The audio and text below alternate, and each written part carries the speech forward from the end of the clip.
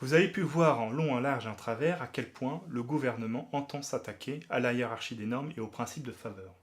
Le but étant de déplacer le plus de choses possible sur la négociation collective pour permettre de régresser et de faire régresser par accord les droits.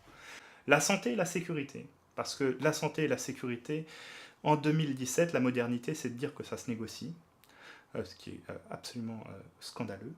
On est vraiment face à un projet de régression masqué pour l'instant, mais qui s'annonce être un projet de régression fondamentale et qui est probablement un des plus graves depuis la libération.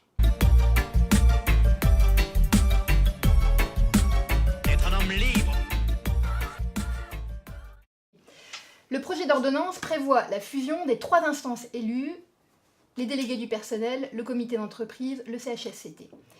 Pourquoi on a 3 instances différentes? Les délégués du personnel sont supposés s'occuper des questions, on va dire, des réclamations individuelles concernant les salariés. Le comité d'entreprise a un double rôle, il s'occupe des activités sociales de l'entreprise et, plus important et beaucoup plus gênant, on va dire, pour le patronat, il est l'interlocuteur de la direction sur toutes les questions économiques et de décision de gestion de l'employeur. Le CHSCT, il est là, lui, pour s'intéresser à la défense de la santé des salariés, à la prévention des risques, dans l'appréhension, dans la compréhension des conditions de travail. Ce qui est extrêmement grave, c'est de vouloir faire disparaître le CHSCT et de l'absorber dans cette instance qui résulterait de la fusion. Vouloir éliminer le CHSCT, c'est vouloir évacuer un acteur de prévention qui est absolument essentiel dans l'appréhension des conditions de travail des salariés. Donc, supprimer le CHSCT, c'est vouloir sacrifier la santé à l'économique, c'est inacceptable.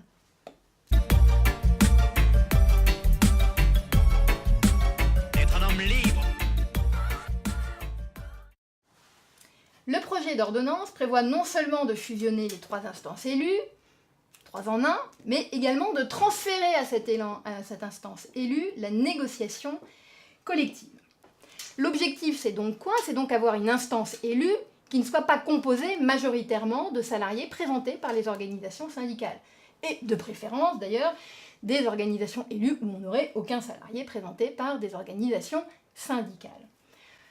Donc, on voit l'hypocrisie du projet de loi qui vient dire « je vais négocier désormais avec cette instance élue et non plus avec les organisations syndicales » et qui, dans le même temps, est en train de dire « je vais renvoyer tout ce qui était à ce jour régi par la loi à la négociation collective dans l'entreprise ».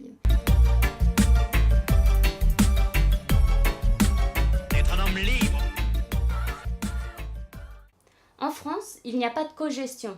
Les représentants du personnel n'ont pas de droit de veto sur les décisions de l'employeur. Mais ils ont un droit très important, qui est la possibilité d'être informés et consultés avant que l'employeur prenne une décision importante pour l'entreprise. Pendant longtemps, il n'y avait pas de délai pour cela. Les représentants du personnel rendaient un avis une fois qu'ils s'estimaient suffisamment informés. Ça veut dire aussi que tant qu'ils n'étaient pas informés, l'employeur ne pouvait pas mettre en place son projet. Il y avait quand même un rapport de force qui permettait aux représentants du personnel, en demandant des informations, d'avoir des leviers, de négocier et d'obtenir peut-être un aménagement du projet, une évolution du projet. C'est normal que les représentants du personnel se posent des questions et avec l'aide de leur expert comptable essayent d'obtenir des informations. Cette histoire d'employeur qui refuse de donner des informations alors qu'il prétend favoriser le dialogue, est-ce que ça ne fait pas penser un petit peu à un gouvernement qui refuse de donner des informations et qui porte plainte lorsque les informations sortent dans la presse quotidienne?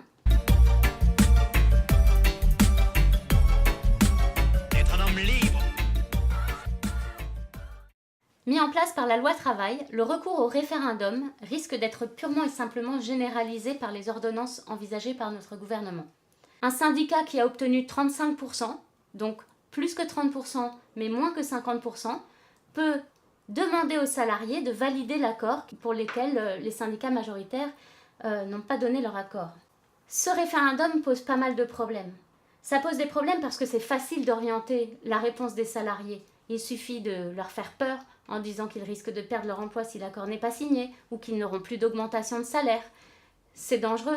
Et puis aussi, ça génère des tensions entre cadres et non-cadres parce que dans l'accord, on peut avoir des intérêts divergents. L'employeur pourra unilatéralement prendre l'initiative d'organiser un référendum qui n'a pas été signé par les syndicats majoritaires. Et on appelle ça favoriser le dialogue social. Les gens qui réussissent et les gens qui ne sont rien.